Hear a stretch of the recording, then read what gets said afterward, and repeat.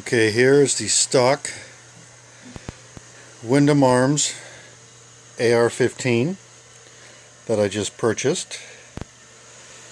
I'm going to change the buttstock, change the grip. I've got Magpul backup sights that I'm going to put on. I have a new trigger guard, and I have a new front piece that I'm going to put on a 4-rail. So this is my baby.